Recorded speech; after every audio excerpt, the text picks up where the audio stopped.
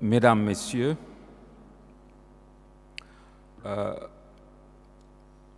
moi j'ai essayé de répondre la question sur ce qu'il y a de nouveau dans ce monde et j'ai essayé de saisir les grands changements géopolitiques dans le XXe siècle et maintenant dans le commencement du XXIe siècle.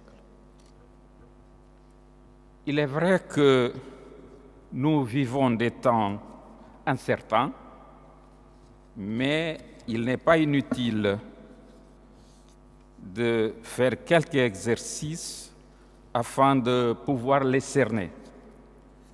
Pour aborder l'avènement d'un monde nouveau, autrement dit, essayer de scruter le proche avenir, ce qui est nécessaire, puisque le monde change et se transforme en permanence, il me semble indispensable d'appréhender au moins les contours minimaux de cette réalité probable. Ces contours probables seront certainement le résultat de l'évolution de l'actualité mondiale et de l'interaction des principaux facteurs qui ont engendré et qui la marquent en ce moment. Mais ces éléments seraient plus compréhensibles si nous adoptions quelques points de repère. Par exemple, le monde du XXe siècle et le monde qui se dessine pour le XXIe siècle. Ces analyses débouchent, me semble-t-il, sur des visions différentes des uns et des autres, parfois même antagoniques. Pour ma part, je suis convaincu que l'invitation à me prononcer ici procède de l'intention d'entendre une opinion différente provenant d'un autre espace politique au lieu d'une simple répétition d'opinions politiquement correctes. Je tâcherai donc d'être objectif dans la mesure du possible. C'est en effet par la vérité que nous pouvons faire avancer le monde sur la bonne voie et trouver des solutions durables aux défis qui nous sont lancés. Pour ce qui est du passé, je situe une première démarcation dans la première moitié du XXe siècle. Le monde était alors dominé en majorité par les pays dits occidentaux, tant du point de vue politique et militaire que des points de vue économiques et financiers, mais aussi scientifiques et technologiques.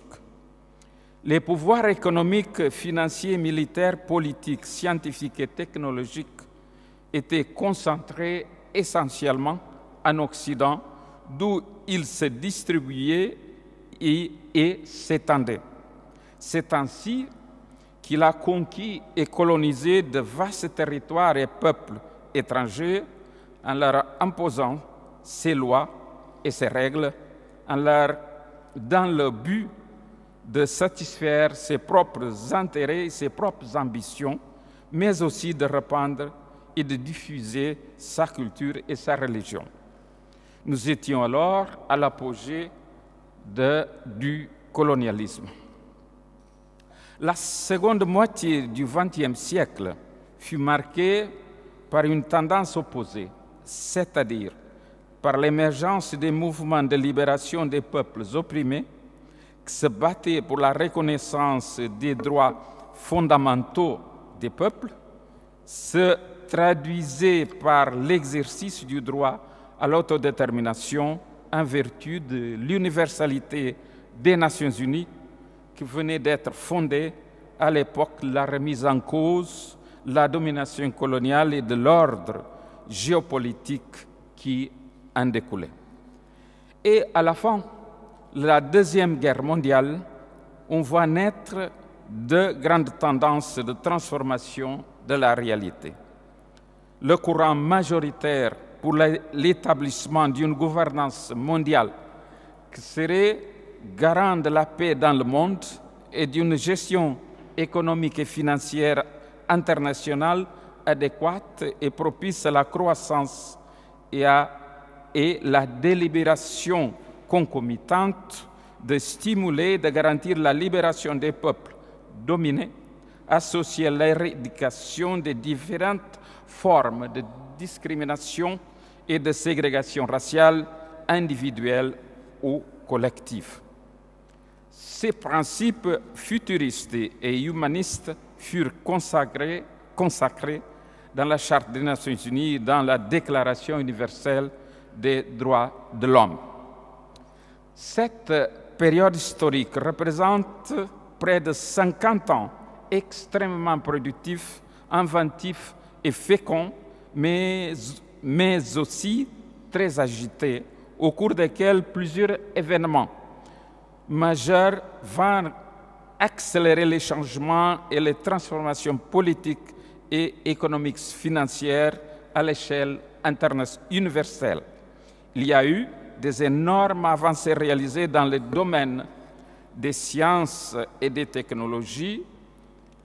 De l'autre côté, l'implosion du bloc socialiste ainsi que la grande influence et l'imposition de la politique néolibérale à l'origine de la mondialisation contemporaine de l'économie et des finances, dont les effets sont actuellement au cœur des préoccupations de la politique mondiale. Mais en fin de compte, que nous reste-t-il ou qu'est-ce que se profile pour le XXIe siècle? Les immenses connaissances révélées et acquises et les grandes masses d'informations accumulées nous ont fait découvrir une société mondiale marquée par une énorme complexité, par la disparité sociale, par la diversité culturelle, par la superposition des temps historiques différents, par la cohabitation des perceptions différentes des événements politiques et culturels internationaux et par des chocs d'interprétation des problèmes mondiaux qui ont traversé la trajectoire de l'humanité. Des disparités sociales observées émergent deux pôles, le pôle de la richesse et de l'abondance et le pôle de la pauvreté et du dénuement. Dans ce contexte, l'opulence côtoie la carence abjecte. Au savoir sophistiqué s'oppose l'ignorance déshumanisante et principal frein au progrès social. À ce propos, je peux vous dire que d'après mon expérience personnelle, que la pauvreté et l'ignorance sont des principaux obstacles à la promotion de la dignité humaine, de la démocratie et du progrès social, ce qui fait de son éradication une des priorités mondiales. Le grand enjeu universel qui interpelle les grands acteurs politiques et sociaux du monde entier consiste donc de vaincre ces disparités matérielles, sociales et technologiques, à éviter qu'elles se creusent et à ouvrir de nouvelles perspectives de vie et de progrès social pour le 3,5 milliards de pauvres qui habitent la planète. Nous pensons que l'humanité, dans son ensemble, dispose des moyens matériels, scientifiques et technologiques suffisants pour nous autoriser l'audace de caresser ce rêve ambitieux et permettre sa réalisation. Nous reconnaissons aussi que pour y parvenir, il faudrait une extraordinaire volonté politique accompagnée d'un sentiment humain et d'un esprit fort d'appartenance unique et de destin commun de toute l'humanité. En outre, il est aussi urgent de trouver des solutions durables aux conflits les plus divers que déchire la planète et qui ne cessent de déstabiliser des secteurs importants de la société mondiale que nous souhaitons pacifier et pacifiques. J'estime que la résolution du dilemme de confrontation fondée sur les différences, les diversités socioculturelles passe par le dialogue sincère et intelligent. En effet, pour pouvoir vivre et agir ensemble, il faut approfondir et intensifier le dialogue interculturel ainsi que la connaissance et la reconnaissance mutuelle. Le dialogue doit impliquer la recherche et la réalisation tant souhaitée de la coexistence pacifique, harmonieuse et fructueuse entre les communautés humaines. Mais l'histoire nous enseigne précisément le contraire. Le recours à la violence s'est imposé comme un acte et un instrument courant dans le comportement des hommes et des États, et parfois même avec une intensité cruelle et disproportionnée. Par les temps que court, l'humain tend à révéler dans son quotidien deux facettes inconciliables. D'une part, une civilisation sophistiquée et un niveau élevé de connaissances, et d'autre part, la violence et la barbarie. Il est donc urgent de réfléchir à des formes de coopération adaptées entre des États, cultures et religions afin de surmonter cette impasse que je qualifierais de civilisationnelle. À ce propos, une question m'interpelle. Quand la science politique et les stratèges vont-ils jeter à la poubelle de l'histoire la devise de Clausewitz, selon laquelle la guerre est un véritable instrument politique, la poursuite d'un échange politique par d'autres moyens. Le parcours historique que je viens d'évoquer est marqué par d'immenses progrès scientifiques, technologiques et sociaux, ainsi que par des changements profonds qui ont conduit à une vaste transformation géopolitique. Un monde multipolaire a vu le jour, où les pouvoirs militaires, économiques, financiers, scientifiques et technologiques ont été redistribués entre plusieurs continents et où la centralité occidentale tend à être remplacée par la multipolarité. Cette nouvelle condition géopolitique appelle à une gouvernance mondiale différente, dans la mesure où le modèle précédent est dépassé.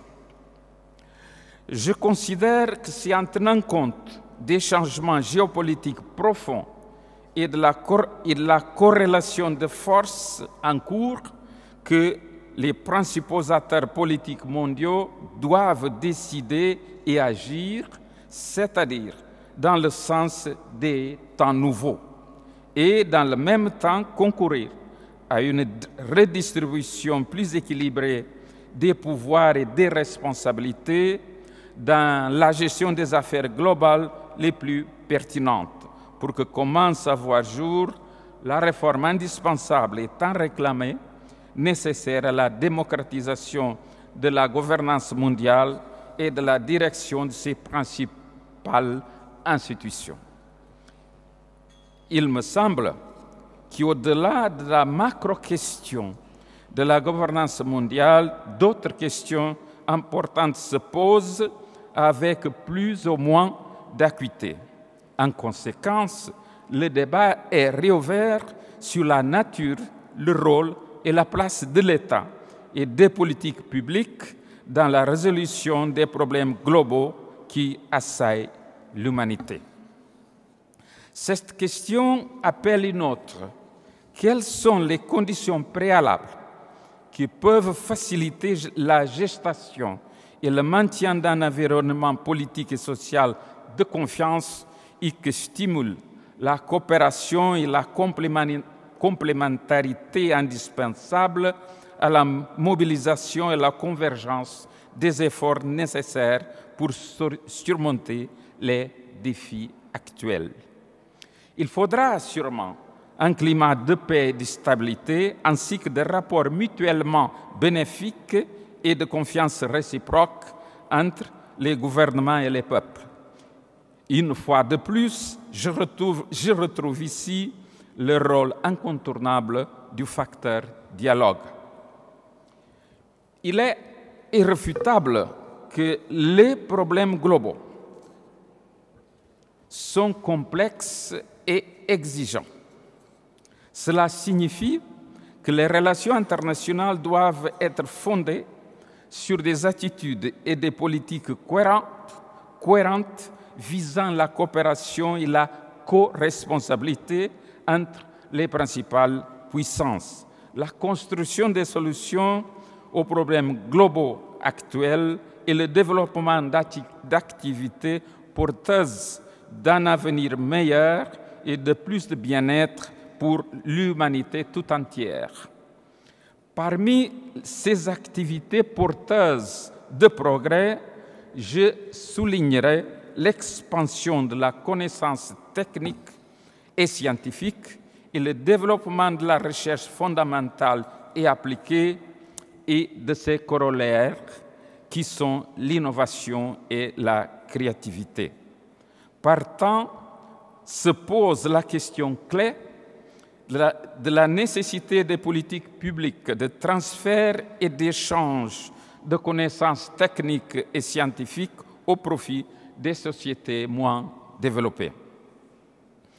Le contexte mondial actuel de multipolarité et aussi d'interdépendance entre économie et État, de risques élevés et d'une grande complexité appelle à une politique internationale fondée sur le multilatéralisme, sur l'intérêt commun et sur la responsabilité partagée.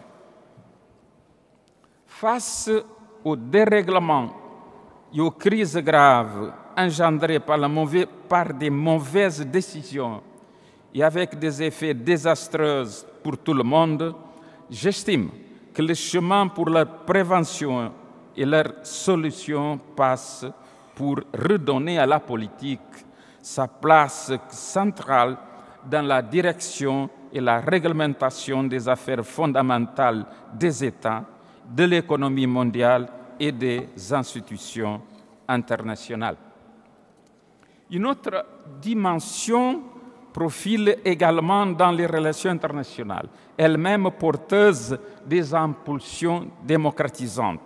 En réalité, nous vivons une époque marquée par l'intensification des échanges et des communications entre les sociétés et entre les individus qui pourrait bien conduire à la création d'une nouvelle opinion publique mondiale susceptible d'influencer les politiques des États et la démocratisation des relations internationales, mais aussi la recherche de solutions à certains problèmes globaux sensibles, comme par exemple la crise environnementale et l'insécurité alimentaire. Pour terminer, je citerai la célèbre maxime de Sénéca, selon laquelle il n'est pas de vent favorable pour celui qui ne sait pas où il va.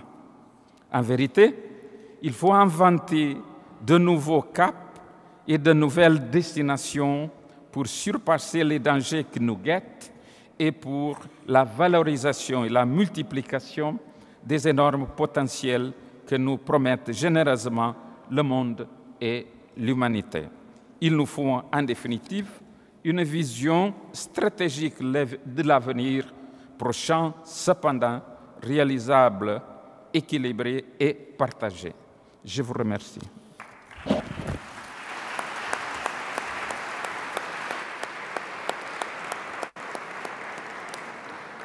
Mr. President, thank you very much. I think